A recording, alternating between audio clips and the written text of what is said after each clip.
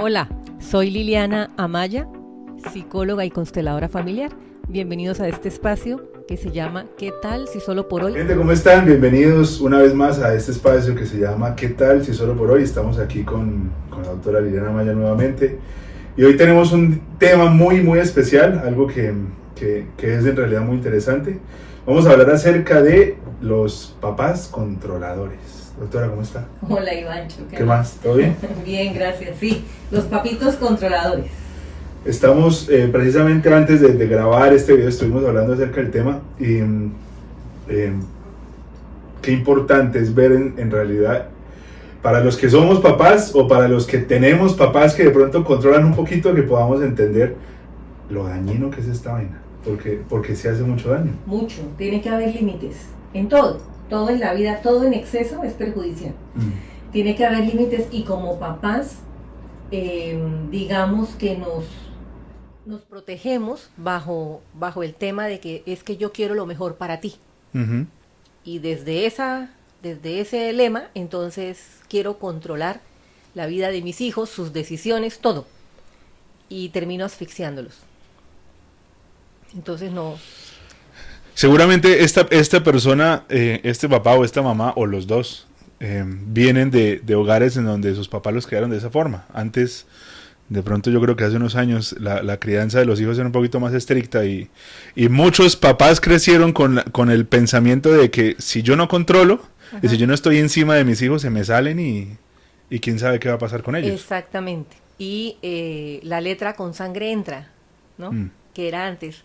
Era el castigo físico, que ahora se llama maltrato, porque es un maltrato. Y queremos que todos encajen en el mismo perfil de hijo. Y entonces a las buenas o a las malas o a las peores los hago encajar. Sí. ¿Sí? Como si estuviéramos produciendo camisas. Entonces son 5 hijos, es como si quisiéramos que las 5 camisas fueran idénticas. Y son 5 hijos completamente distintos porque depende del orden de nacimiento, depende de la gestación que cada hijo vivió y de la forma en cómo nació.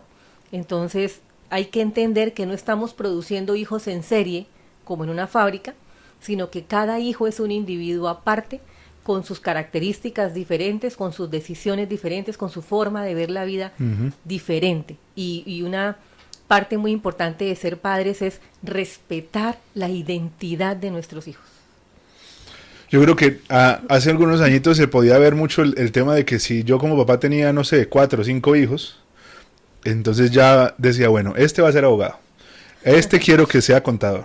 Este quiero que sea ingeniero.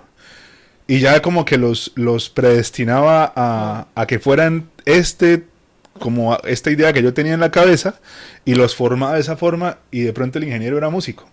O de pronto el contador iba a ser un abogado brillante. Sí. Entonces como que a veces cuando los cogemos a los hijos y los destinamos al futuro que nosotros queremos, estamos evitando que brillen para lo que en realidad nacieron ellos, ¿no? Sí, porque el talento queda como en un cajón, porque no nos estamos enfocando en los talentos de nuestros hijos, sino en lo que a nosotros nos parece que es lo mejor para él. Y por lo general no tiene nada que ver con sus gustos, preferencias y talentos. Entonces por eso pecamos los padres, muchas veces por exceso.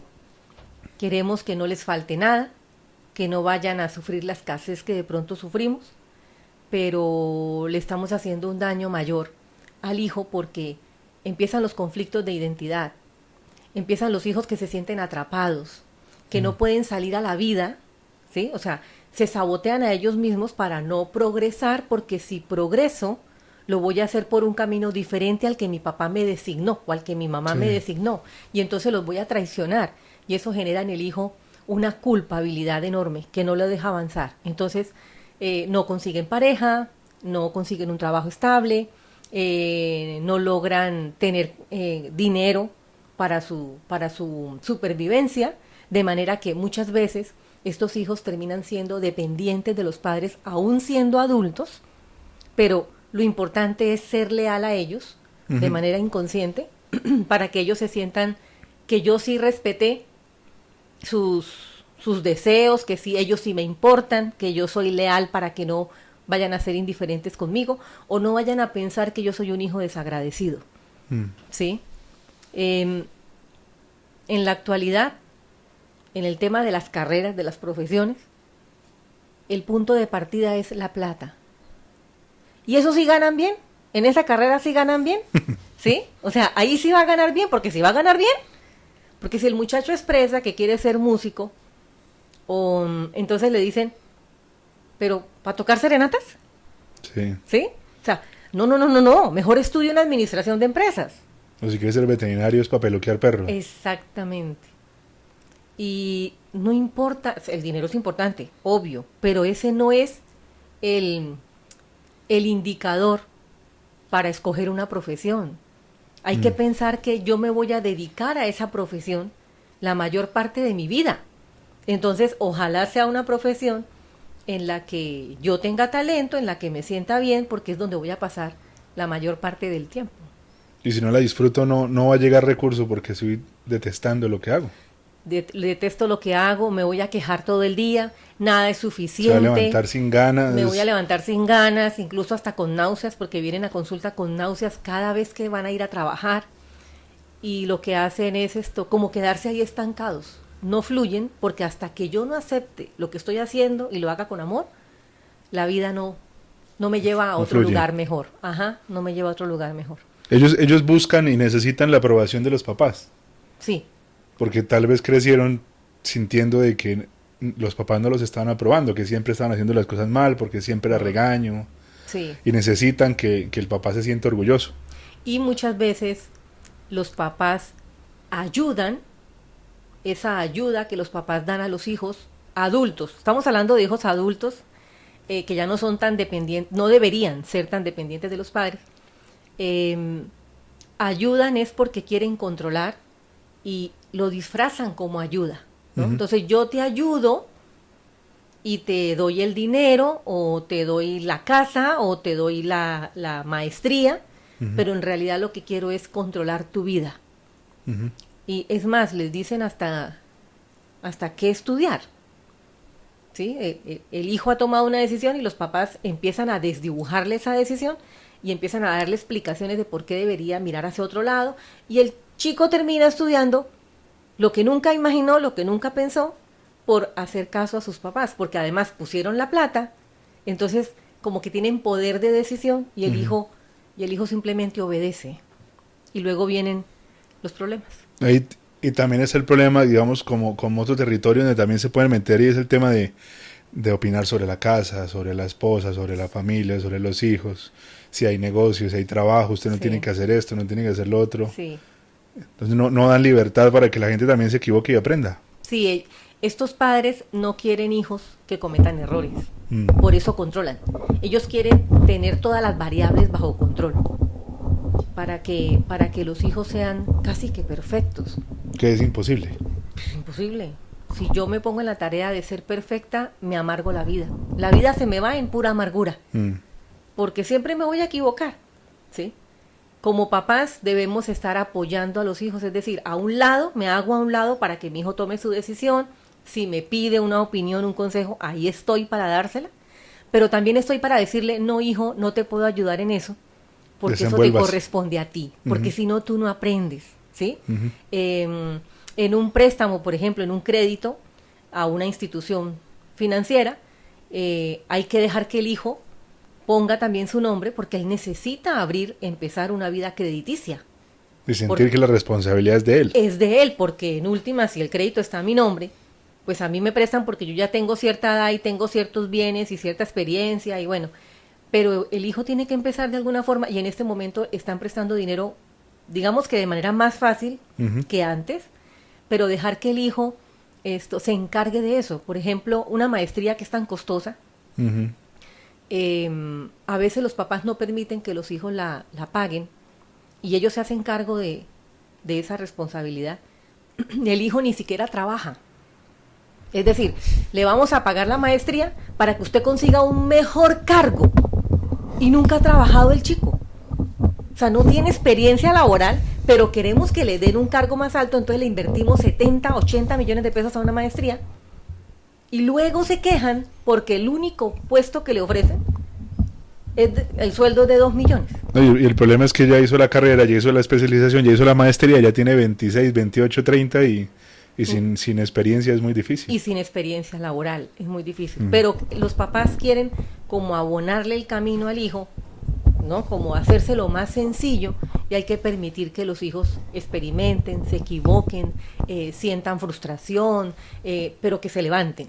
Es estar ahí para ayudarlos a levantarse, pero que ellos asuman responsabilidad, porque el día en que no estemos, que biológicamente se supone que morimos primero que los hijos, biológicamente. Entonces, el día que no estemos, ¿qué va a hacer de ese hijo? Sí. Además, son hijos que también se acostumbran a que les digan qué hacer, cómo hacer, Que no toman cuándo decisiones. hacer. No pueden tomar decisiones, crecen inseguros y entonces la vida se los lleva por delante. ¿Sí? Entonces es muy importante poner límites. Un hijo es como una cometa cuando está creciendo en la adolescencia y la cometa va pidiendo hilo y yo le voy soltando el hilo. Pero hay un momento en que la tengo. ¿Sí? No la puedo dejar ir todavía. Y si es necesario, le recojo un poquito el hilo y vuelvo y lo suelto y así hasta que yo veo que la cometa ya está lista, la suelto y se va. Ahí es cuando el hijo está adulto. El hijo se tiene que ir. Sí. ¿Sí? El hijo se tiene que ir. Eso es muy importante. Los papás controladores también tienen como un afán de sentar su precedente como autoridad. Entonces sí, es como un mensaje que le dicen al hijo, tú no puedes sin mí. ¿Sí? Entonces yo decido, yo me hago cargo, yo soluciono, yo resuelvo porque tú no puedes. Y eso genera hijos muy inseguros, muy miedosos, temerosos, no confían en ellos, no confían en sus talentos, siempre están esperando que alguien venga y les diga. Claro. ¿Sí? Y pues la vida hay que asumirla. De pronto si alguien está viendo este podcast y dice, no, entonces toca no darles disciplina y dejarlos que hagan lo que quieran y... Porque de pronto el pensamiento es si yo no soy disciplinado y no les enseño, ellos van a soltarse y van a hacer quién sabe qué tipo de persona. ¿Cuál es la disciplina que es buena? La disciplina con respeto, con amor. Primero que todo el ejemplo. Porque cuando nuestros hijos están creciendo nos ven, nos observan, nos contemplan. Sí. Y todo lo que hagamos como papás para nuestros hijos es sagrado. O sea, eso es así como lo tengo que hacer. Así lo copia un niño. ¿Sí? Hasta la pubertad más o menos, que ya empieza como a cuestionar cosas.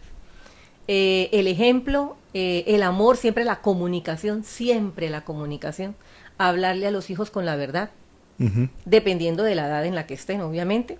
Cuando están chiquiticos es una respuesta sencilla, concreta. Cuando están más grandecitos ya la respuesta puede ser un poquitico más larga. Más específica. No tan detallado, porque los hijos pierden la atención a los 2 minutos. Pero siempre contestar con la verdad, ¿sí? Siempre estar ahí cuando el hijo quiere hablar. Muchas veces nuestro hijo se acerca porque le pasó algo importante para él y nosotros estamos ocupados. Sí. Ocupados en el celular, ocupados mirando la serie, ocupados haciendo la comida y no paramos 2 minutos solo para prestarle atención al niño. Eso hace que el niño se aleje y no vuelva a contarme nada. Sí. Y entonces después me quejo de que mi hijo no me tiene confianza, que no me cuenta las cosas y que yo me entero después y eso me molesta, pero es porque yo fui la que no di pie a que mi hijo sintiera confianza hacia mí y que todo lo que nuestros hijos nos cuenten no lo vayamos a juzgar, ¿sí? Sino simplemente escuchamos, hacemos las preguntas sin alzar la voz, sin gritar, sin groserías, sin señalar, no, simplemente es una conversación y así el hijo se va acercando. ¿Sí? La disciplina hay que enseñarle rutina, ¿sí? Te levantas cuando suene la alarma, te levantas desde pequeñitos. Hay que bañarse antes de acostarse si estás muy sudado, muy sucio, bueno, en fin. Todo eso es poco a poco. Los hijos hay que darles respeto para que ellos respeten, porque si no, si yo soy controlador y soy muy autoritario y soy muy fuerte, demasiado fuerte, lo que me tienen es miedo. Que no es lo mismo que el miedo que respeto. No es respeto. Y porque como tienen miedo a mi reacción, porque soy furiosa, porque soy muy agresivo o agresiva, empiezan a mentir. Y luego estoy brava porque le pillé una mentira, pero es porque él no me puede contar nada porque yo exploto con cualquier cosa, ¿sí? Sale la correa. Amor. El amor es aceptar que mi hijo es diferente, Aceptar que piensa diferente, Que no es tiene como yo. gustos diferentes, que no es como yo y que no tiene que hacer lo que yo no hice. Ujú. Él no es una proyección 2.0 de mí. Él no es una versión 2.0. Él es otra persona. ¿Sí? Sí. Y yo simplemente lo apoyo en el proceso. Ese es el amor más grande, saber que él sepa que yo estoy ahí para cuando me necesite. Ojo, incluso para decir que no, Mm, pero decirle por qué no, ¿sí? sí. Pero siempre con un buen tono de voz, prestando atención a sus respuestas, sin juzgar, porque se supone que yo tengo más experiencia de vida. Ujú. Y eso es lo que yo puedo compartir con él, sin imponer nada, ¿sí? Sin imponer. Cuando ya son adultos, yo doy un consejo, pero mi hijo es libre de decidir si toma el consejo o no lo toma, Sí. ¿sí? Yo creo que todos necesitamos como ese lugar seguro, sobre todo cuando somos niños y adolescentes que crecemos con tantas preguntas de decir, no importa lo que yo le cuente a mis papás, me van a escuchar y yo puedo ser honesto con ellos. Que escuché una historia de alguien que decía que cuando era muy chiquitico se fue por una tienda y cogió un gansito. Se lo robó, no dijo nada, se lo cogió y se lo metió al bolsillo, llegó a la casa y la mamá le dijo, ¿y ese gansito dónde salió? Y dijo, no, de la tienda. Dijo, ¿y pero quién le dio plata para comprar? Dijo, no, yo lo cogí, estaba en la tienda. La señora lo cogió la oreja, lo llevó a la tienda, regresó al gansito y llegó y le hizo galletas con chocolate. Y le dijo, lo que hiciste no estuvo bien, pero mi amor no depende de lo que tú haces. Y yo decía que ahora que soy papá, qué bueno que uno puede hacer ese tipo de papá que si mi hija el día de mañana se estrelló en el carro, que no piense, juepucha, yo no le puedo decir a mi papá porque me mata, Sí. sino que diga, tengo que contarle a mi papá porque él es el que me puede ayudar con esta vaina. Ujú. Que así deberíamos intentar Claro, ser, claro, sí, porque somos respuesta en lugar de ser otra preocupación. Estrelló el carro, sí. está jodida, está fregada y ahora encima tengo que llegar a la casa y lidiar con otro chicharrón. Entonces, ¿cómo soy honesto? Hay muchachos que ni siquiera han vuelto a la casa Mm, y aparecen, están registrados como desaparecidos, pero es que no volvieron. que no Por quieren miedo, enfrentarse a claro. lo que lo está esperando en la casa. Exactamente, sí, y no vuelven, Mm, se van, ¿sí? Entonces, por qué tengo yo que perder un hijo? Ahora, estos padres obviamente tienen un origen, no son así porque sí, ujú. ¿no? Está el modelo de crianza de sus propios padres, pero también está en ellos una herida de la infancia, que ese va a ser otro tema De de conversación. conversación, y es la herida de la traición. Ujú, La herida de la traición, cuando sufrimos una traición en la infancia, nos vuelve controladores porque nos vuelve desconfiados.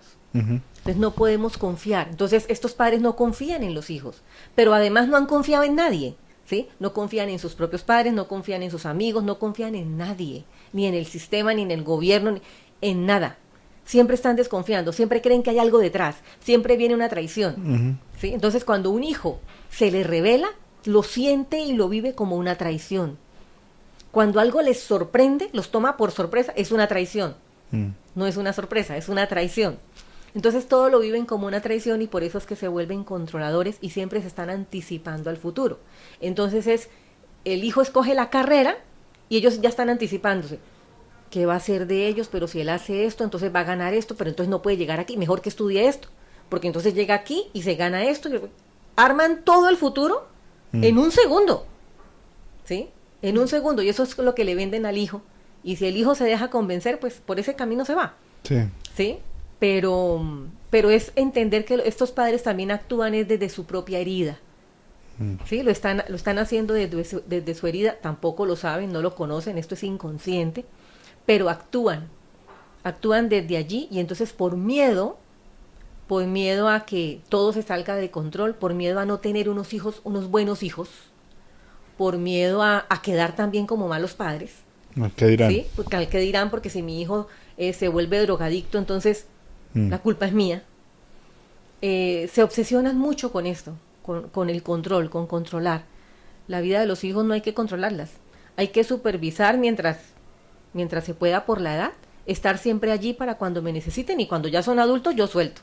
Si vienen a mí buscando una orientación, un consejo, con muchísimo gusto. ujú. Si vienen de visita, obviamente, pero lo ideal es que el hijo haga su vida en otro lugar, fuera de la casa materna, paterna, porque es lo mejor para todos, incluso para los papás, Ujú. ¿sí? Porque ya descansan, ojos que no ven, corazón que no siente, ¿sí? Entonces los papás también descansan, también tienen ya su pensión o sus ingresos para ellos, están más relajados, ya pueden volver a la vida de pareja, porque los hijos, a través de los hijos, la relación de pareja se duerme un poquito, Sí. ¿sí? Entonces es necesario también que los hijos se vayan para volver a la relación de pareja.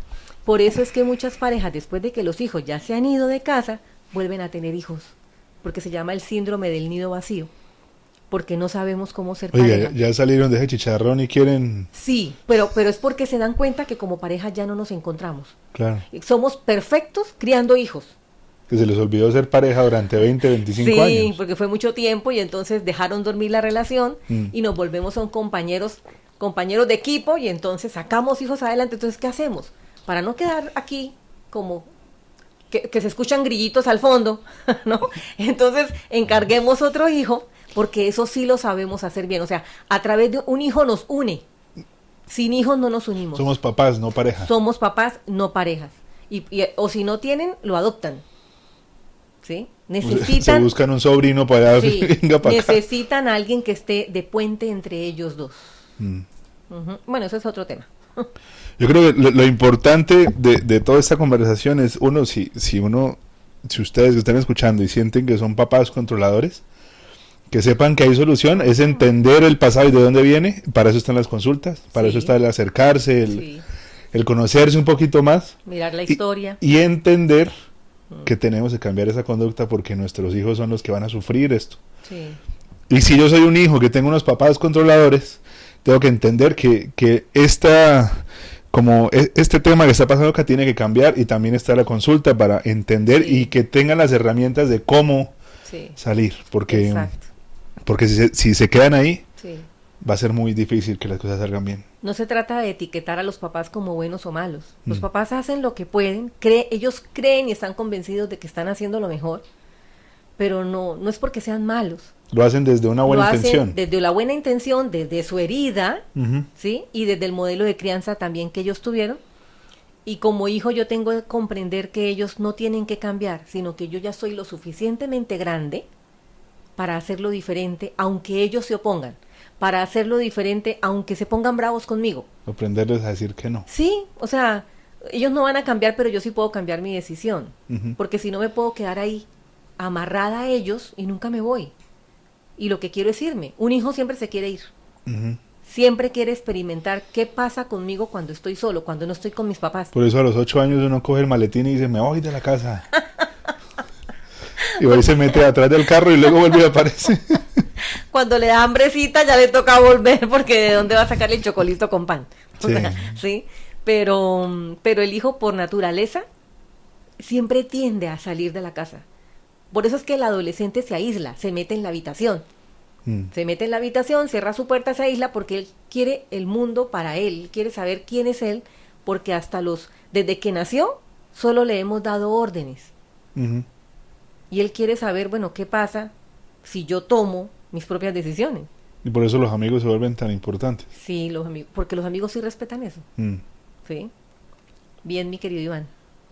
Bueno, a todos ustedes que estuvieron escuchando este mensaje, esperamos que lo que hablamos pueda ayudarles a entender un poco más lo que puedan estar viviendo. Aquí les vamos a colocar el número de las consultas para que ustedes puedan comunicarse y se puedan acercar, para que entiendan mucho más, porque yo creo que en 20 minutos nunca vamos a poder hablar de ese tema, la información que tiene. Aquí les vamos a dejar el número para que se comuniquen. Doctora, muchas gracias. Nos vemos en la próxima oportunidad. Cuídense mucho. Gracias, Ivancho. Nos vemos. Chao, chao.